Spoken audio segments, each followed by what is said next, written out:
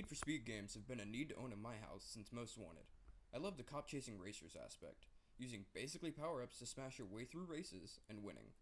Well, Rivals is here, and boy oh boy, what a ride. The first thing I noticed hopping into a game was there are only two camera angles, one that is almost directly behind the car, which in the early stages of the game gives you no idea what's in front of you as the car sizes are larger. Even later when you get to the smaller cars, the viewpoint still makes it kinda hard to drive at times. The second is the standard grill view, which in a powered up cop pursuit race is kinda crap to use. The viewpoints kill me in this game. That being said, the graphics in this are great. Even after seeing what the new generation consoles can do, I'm happy with how this game looks. The second thing I noticed was an alright soundtrack. But if you try to change the song, it's on permanent shuffle and rarely goes 5 songs without repeating a song. Overall, the soundtrack is fine, it does the job, unless you're in a pursuit, in which the music disappears and is replaced by sirens, engine noise, and tire squeals. Lame. The controls on this game are awesome, one of the only things they improved on from the other Need for Speed games. The races are too easy in the beginning. Even with the terrible viewpoints and adding cops to the mix, the only time I did not get at least second place in a race was if I totaled my car from the cops. The other racers provide little to no challenge against you. But as you progress in the game, the races become more difficult and a bit more fun to do.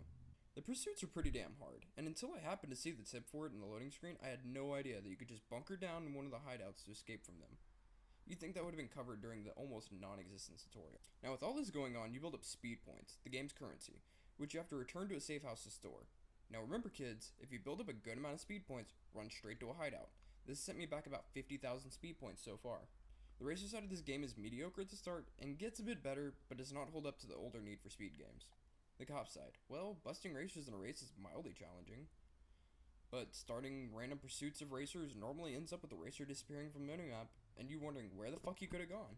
The response challenges are fine, the same as always, and the traffic is the only obstacle in this mode. Overall, the cop mode is not showing me much worth spending time on. The online play of this is a bit weird to me, as the game starts you in a world with other players by default.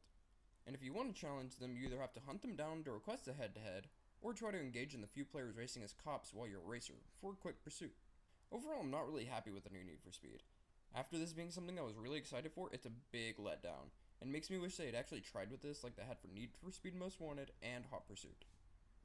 Need for Speed Rivals gets a 4 out of 10 from me, with the start of the game being utter crap and only getting slightly better as it goes on. The only thing that saves this game from the trash is visuals and controls. If you really want a new racing game, I'd go with Forza or Gran Turismo. Thanks for the $60 waste of time, EA.